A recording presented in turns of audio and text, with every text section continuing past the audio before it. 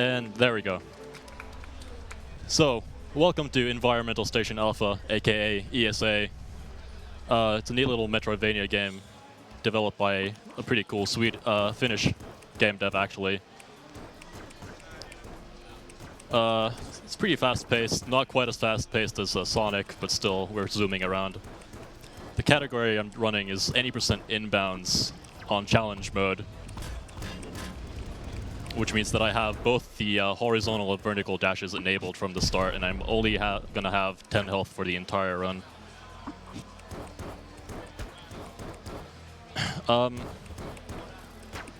The plot of this game is basically that there's this abandoned space station that you're sent to investigate, and you play as this robot, and that's basically it. There's not much to it. So the point is, as per traditional Metroidvanias, you go around collecting power-ups and killing some bosses along the way. But thankfully, in challenge mode, you get to skip a lot of the stuff. So first thing we pick up here is the double jump.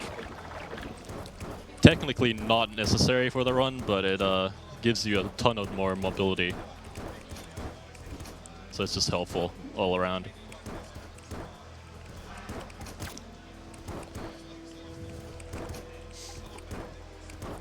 And the movement in this game actually is pretty satisfying to do. It's pretty hard as well, because it's a lot of frame-perfect stuff. And the way that the dashes work, it resets every time you hit a floor. But the thing is, you can also, if you dash off a ledge, like that for instance, you can dash again if you jump out of it immediately. And because we play this game having auto jump enabled, it's actually completely free to do.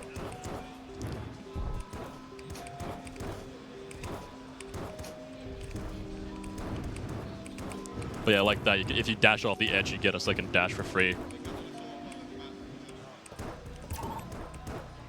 Save points in this game are very convenient. There's a lot in your way, and it's a free health refill when you do it. The reason I just dip into that room is because there's a teleporter in there, and you have to activate teleporters by going into that room first. I can't use it just yet, but we will later on. It's going to be very important.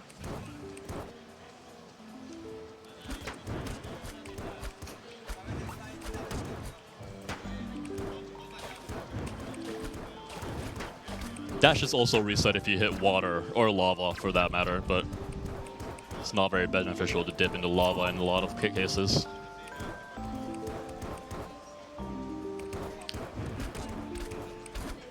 This room is one of the ones that you're gonna have to do twice in the run. And unfortunately for us, it's gonna be considerably harder the second time around, because the power in the space station is gonna be active at that point. So there's gonna be a lot more hazards in your way. But yeah, the power-up that I pick up right there is called the teleport card, which, like I said earlier, is going to let me access all the teleporters. It's the same reason why I come up here, because that teleporter up there is going to help the route significantly later on. Oh, that's my fault. That's not supposed to happen. Not a big deal, though. If I can get out. There we go.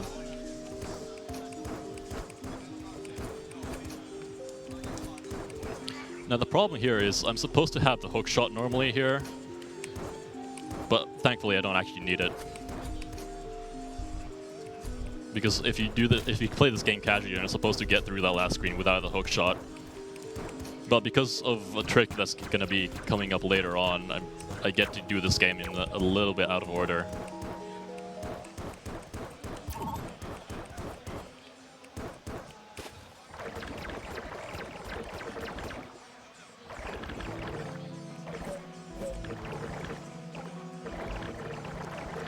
And that trick is actually coming up right about now.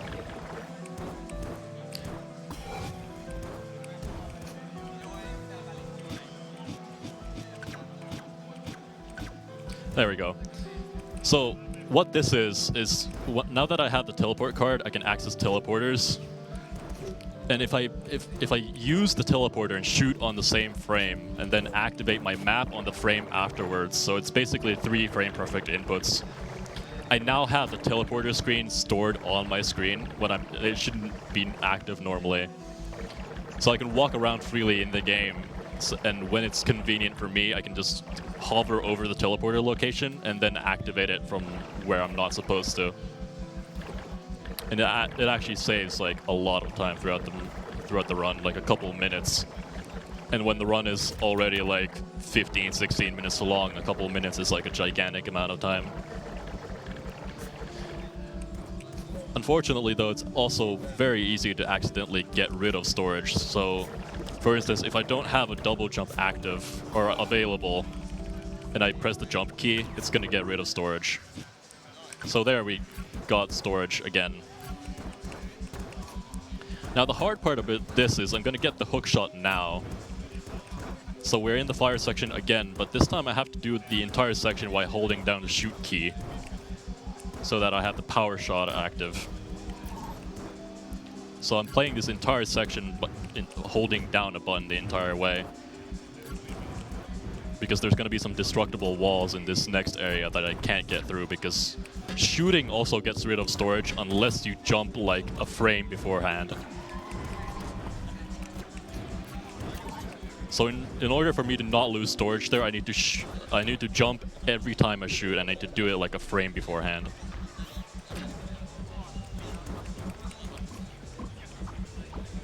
He's actually not coming over here. He's supposed to be over here. There we go. That's a boss. Terminal spawns in the second phase used to be random, but thankfully the dev for this game is actually super awesome, and he fixed it so that it's always this one on the left side now, which helps speedrunning a lot because it saves. Well, in challenge mode, it's not that big of a deal. That's bad. Well, it's not that bad. It just loses like 20 seconds or so. So what happened there is I accidentally overshot the teleporter location on the map by 1 square. So now I'm just gonna have to manually walk around. Again, not like a big deal. It loses like 20 seconds or so.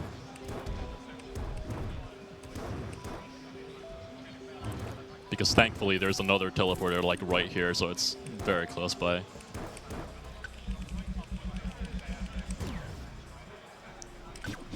And there we get storage again. And that's one of the main reasons why this category is actually very hard to do, because you essentially do 3 teleporter storages in a row.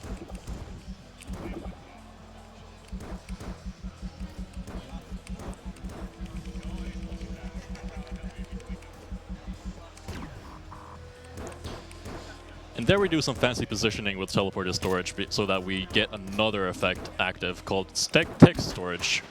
So right now I have a text box active the entire time when I'm doing this. And the text box that I have active is the one that is going to turn the power on in the station. So now that I'm through those doors, I can get rid of storage safely.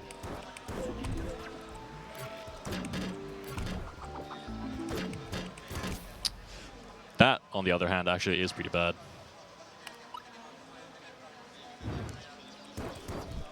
Gonna have to do this again. Wait, no, not. Never mind. I'm done.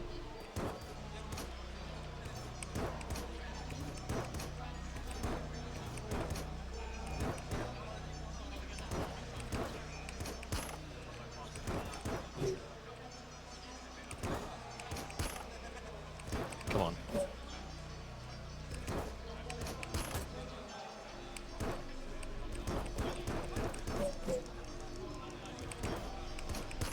But yeah, the movement in this game is actually a lot tighter than it might seem originally, because you don't really have a lot of room for error, and every time you mess up, it actually loses quite a significant amount of time, relatively speaking.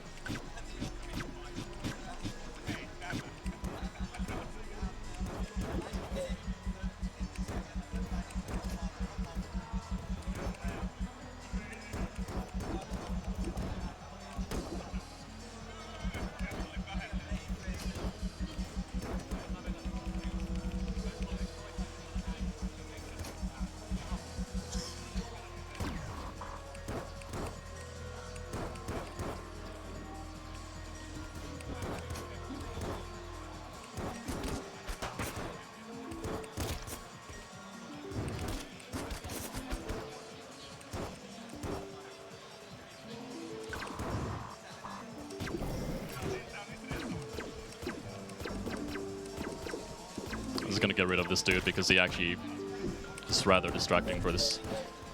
That was almost very bad.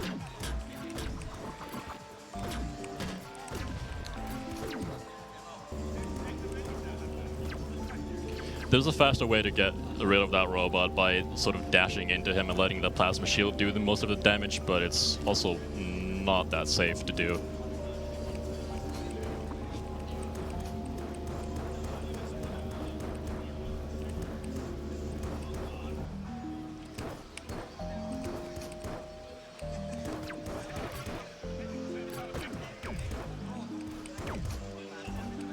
There we go, now we're safe again. Any more deaths won't really cost that much time, unless I die on virus, of course. Which, of course, now that I've said that, is going to happen.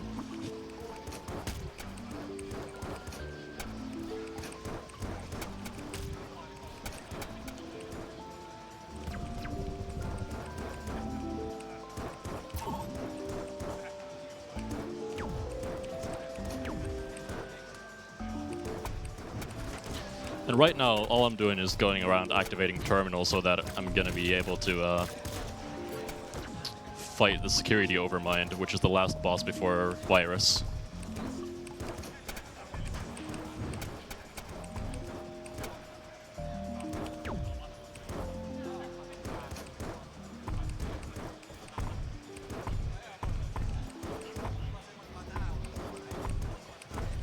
I'm actually just gonna take this really safe because I don't want to get any accidental deaths anymore. Come on.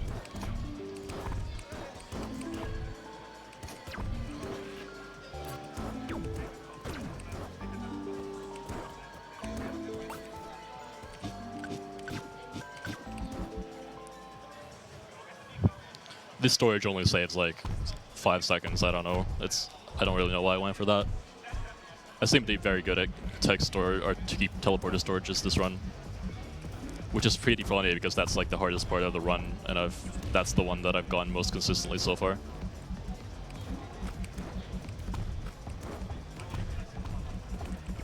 But yeah, this is security overmind. In terms of speedrunning, it's actually fairly boring to do. It's basically an auto-scroller, you just have to wait for him to hit himself. Sometimes you can get like double bounces, and nobody really knows how that works. And the trigger for him jumping is you jumping. So as long as you don't delay your jumps, it'll be pretty fast.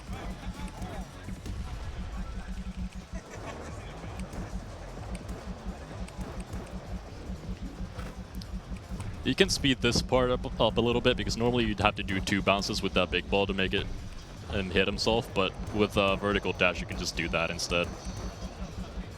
So do it in 1 cycle.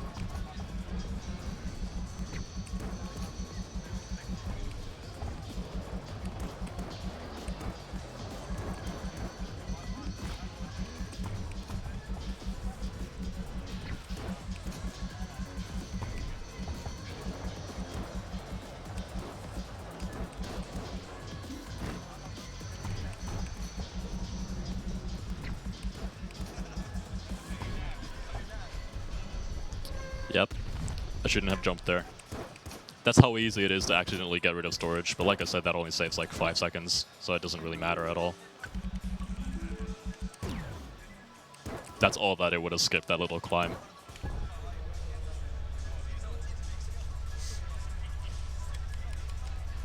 But yeah, on to the final boss of the game. Well, of the run anyway. And this is really the only reason why you want hookshot, is because you can hookshot through that little one-way platform.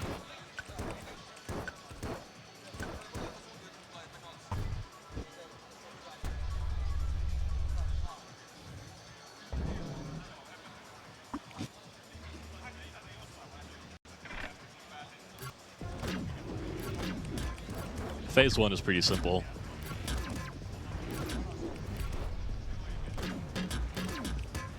It's really only the 3rd phase that gets complicated because of the RNG of what the hands do.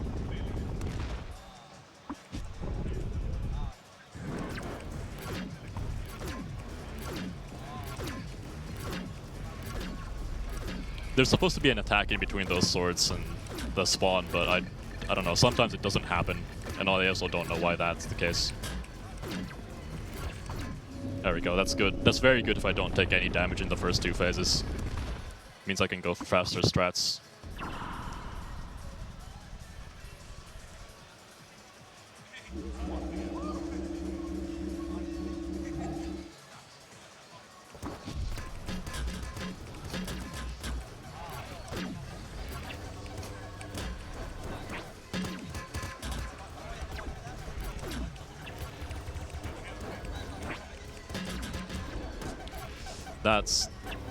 That means I can't go for faster strats.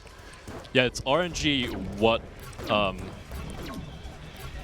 moves the hands do, and it's also kind of random how fast they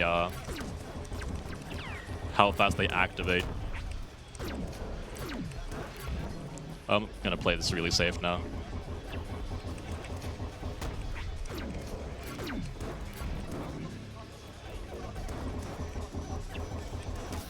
Never mind.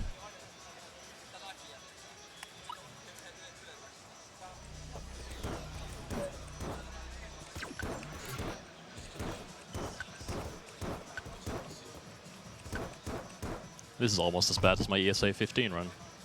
Or 16, rather. Not quite, though.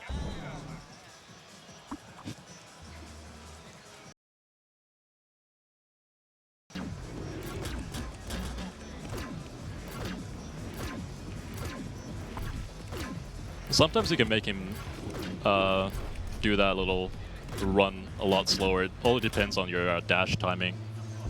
If you do it frame perfectly, he'll just stand still and not do anything.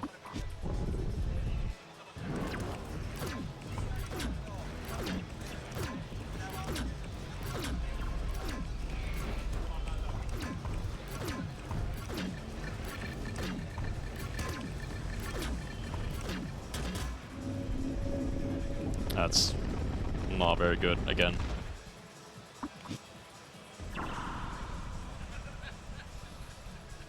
Because the problem is the hands do 4 damage, regardless. So like, if I get hit once, I'm dead.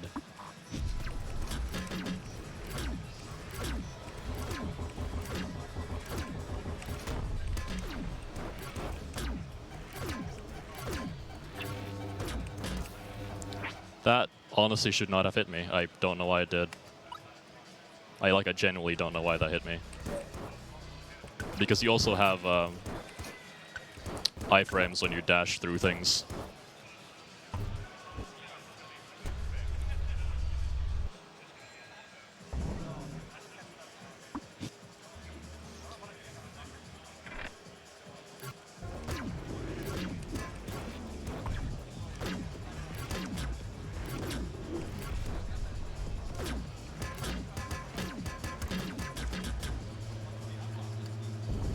But yeah, I don't know. I guess I got the one good ESA run out of the way last FINNRUNS, so I guess it's time for a bad one again.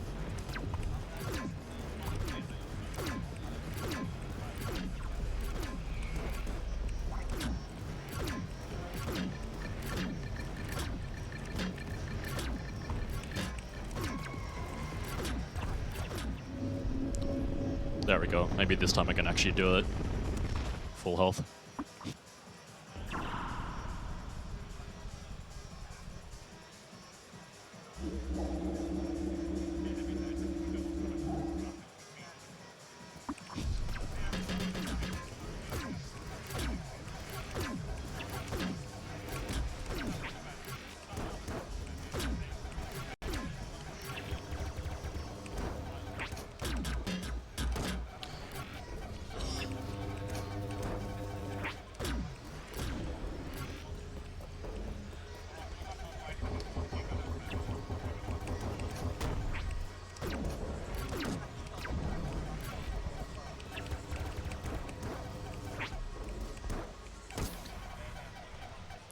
Unless RNG fucks me over, that's also the case.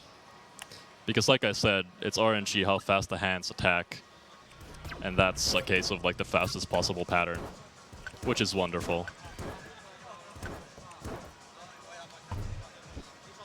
This shouldn't be this hard, I swear. I'm just making it look way harder than it actually is.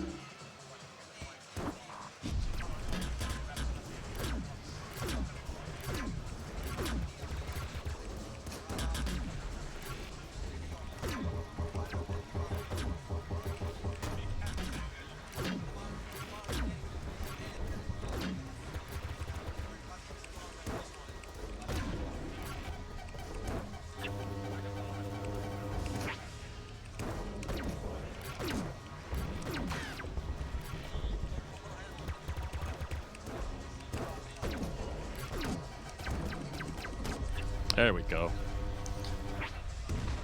That's how it's supposed to go if you play it safe and get good RNG. So yeah, time's coming up in just a little bit. It's a good thing my estimate is really lenient, so we're still good on that, but that could have definitely gone a lot better. And time.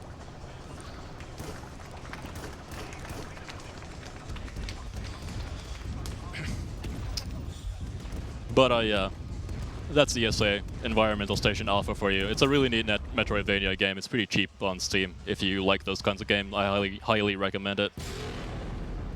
But yeah, that's it for me for now. Yeah.